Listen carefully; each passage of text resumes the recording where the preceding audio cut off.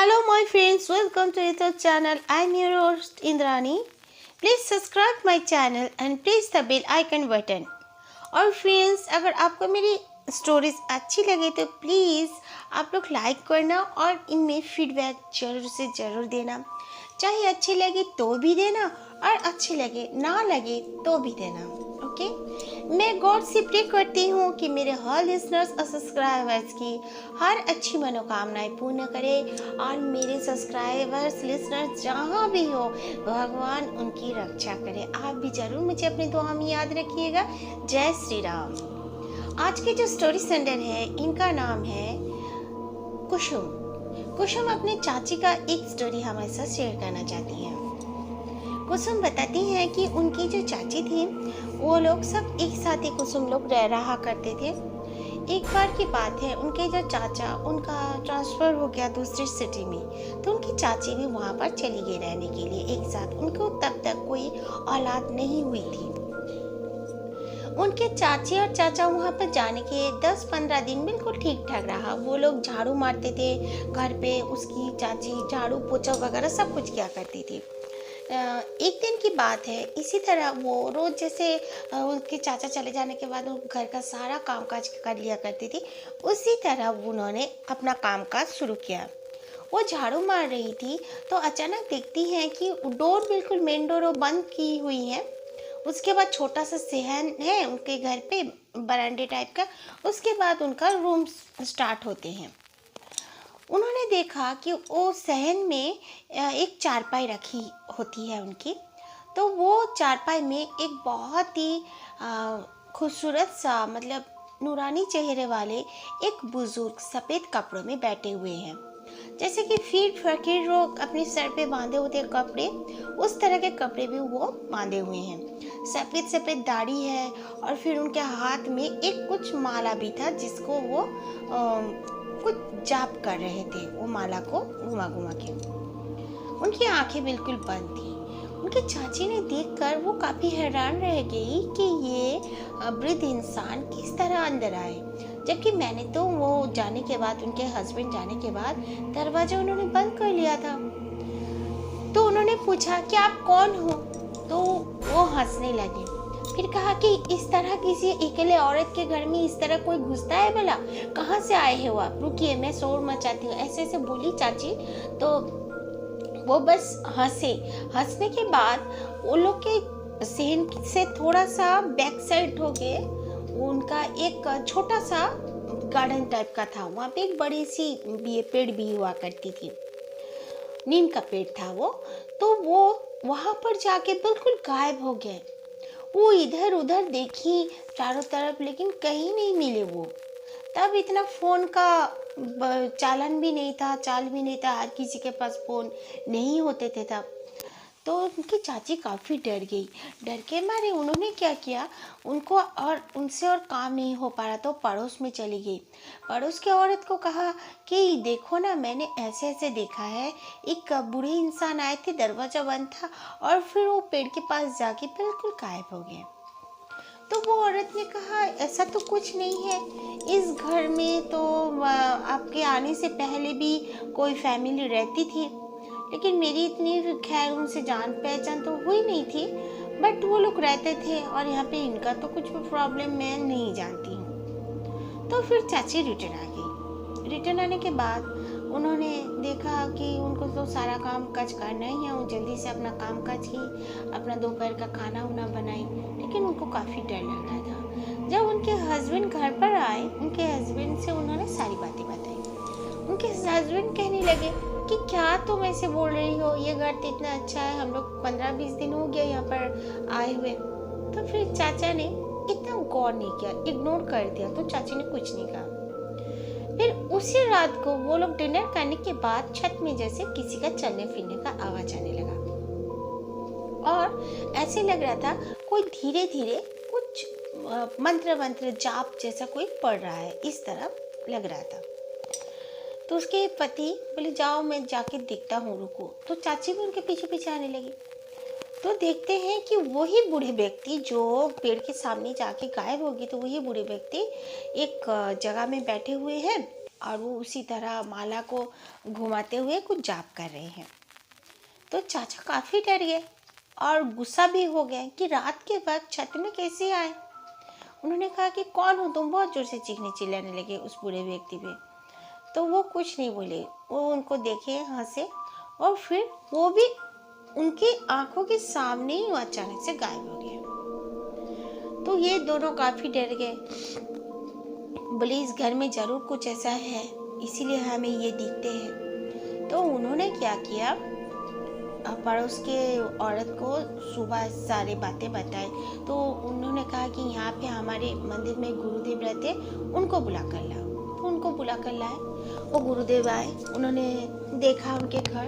देखने के बाद उन्होंने कहा ये कोई खराब इंसान नहीं है, ये एक अच्छे इंसान है जो किसी भी धर्म को नहीं मानते, सब धर्म के ही ये आश्रमी है और हर किसी को अच्छी बातें बताते।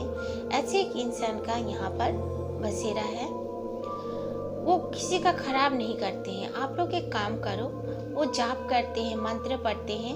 आप लोग जो आपका साइड वाला रूम है वो रूम को खाली करके उसमें अच्छी से गद्दा उद्दा बिछा कर रख दो। अगर हो सके तो थोड़ा सा चाय पानी भी रख दिया करो, वो आप लोग को कभी कुछ नुकसान नहीं पहुंचाएंगे।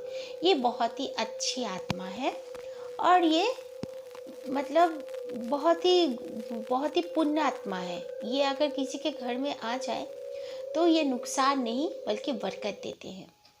उन लोगों ने वैसे ही क्या, एक रूम को बिल्कुल खाली छोड़ दिया, साफ सुथरा करके गद्दा वद्दा बिछा दिया और रोज़ साफ किया करती थी चाची। वाकई में उनके घर में बरकत आने लगी।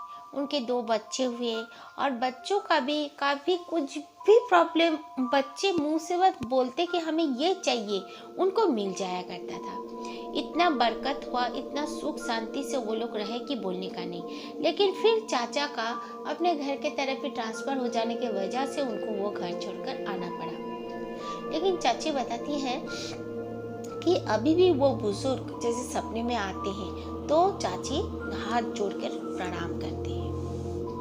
और ये जो सेकंड स्टोरी है ये है नम्रता की। नम्रता अपनी एक फ्रेंड नईम का स्टोरी हमारे साथ शेयर करना चाहती है। नईम बताते हैं कि एक बार वो अपना कुछ ट्यूशन वगैरह करने के लिए एक हॉल को किराए पे लिए। तो वो जो हॉल था वो काफ़ी आबादी से दूर थी और इधर उधर बिल्डिंग्स बनी हुई थी, लेकिन वो गैर आबाद थी, बिल्कुल भी खुला माने खाली था वो सब, कोई उसमें बंद नहीं रहता था। तो ये हॉल में वो रह गए। वो हॉल काफ़ी सुंदर से कंस्ट्रक्शन था, पुराना कंस्ट्रक्शन, लेकिन अच्छा था और बहुत ही कम रेट में उनको मिल गया। तो उन्होंने सोचा कि मैं यहीं पे कोचिंग सेंटर खोल लेता हूँ। तो उन्होंने कोचिंग सेंटर खोल लिया। खोलने के बाद उस कोचिंग सेंटर में तो 2-3 रूम्स थे। एक दिन की बात है और वो जो पीछे का एक खिड़की खुलता था उनका, वो बिल्कुल कब्रिस्तान के सामने, कब्रिस्तान का गेट उनको बाकायदा अच्छी तरह से दिखता था और कब्रिस्तान के गेट से अंदर भी पूरी तरह दिखता था, ज़्यादा दूर नहीं थे, बहुत सामने ही था।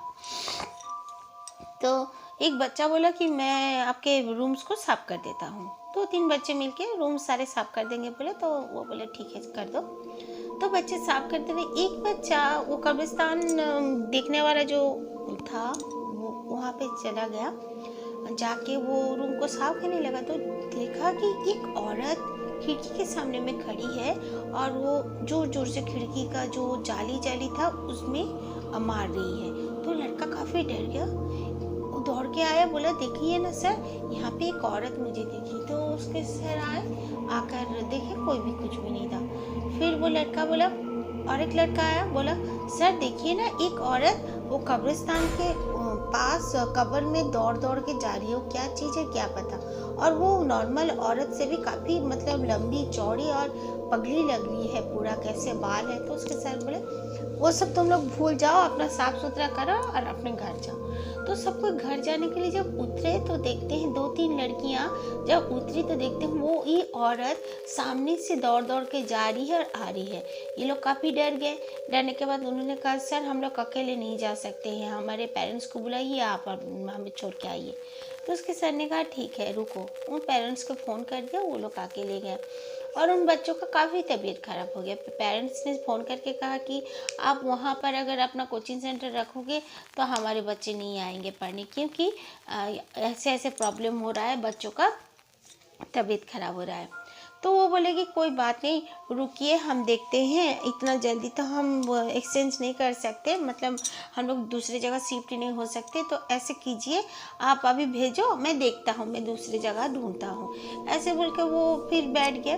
बच्चे आए, पढ़ के अपने पेरेंट्स के साथ चल दिए। तो वो रात हो चुकी थी, वो जस्ट बच्चे सब घर पे गए, फारिग होके अपना ऑफिस में बैठ गया।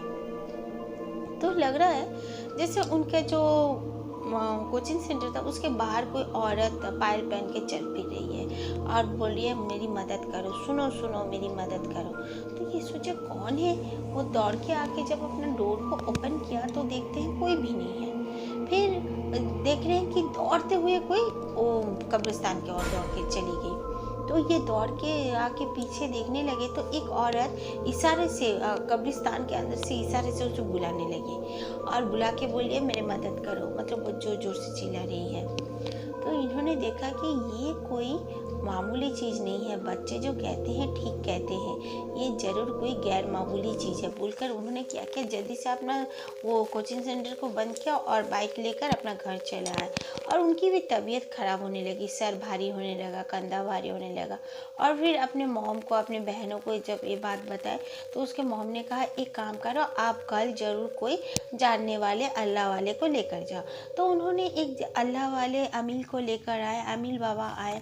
अमील बाबा ने देखा और छत पे चढ़ के कहा कि बेटा आप इस जो कोचिंग सेंटर को बिल्कुल छोड़ दो, आप इसको छोड़ के दूसरे जगह में देख लो। ये यहाँ पे 3-4 चुड़ैलों का बसेरा है, ये चुड़ैल आपको बहुत नुकसान दे सकती है। वो खुद को जाहिर कर रही है, धीरे धीरे नुकसान भी देना चालू हो जाएगी, इसीलिए आपकी तबीयत इतनी ख़राब हो रखी है। तो उन्होंने कहा ठीक है। वो भी तो डरने लगे थे, वो भी अपना सारा वो ट्यूशन जो कोचिंग सेंटर था उसको ख़त्म कर दिया और वो दूसरी जगह में शिफ्ट हो गया। और उनकी वो ख़त्म करने के बाद भी करीब करीब 15-20 दिन उनकी तबीयत बहुत ख़राब रही और वो अमील बाबा ने उनको दम किया, उसके बाद तावीज़ उवीज़ दिया, फिर वो ठीक हो गए और वो अभी एक बहुत ही कामयाब इंसान है। Okay, thank you friends.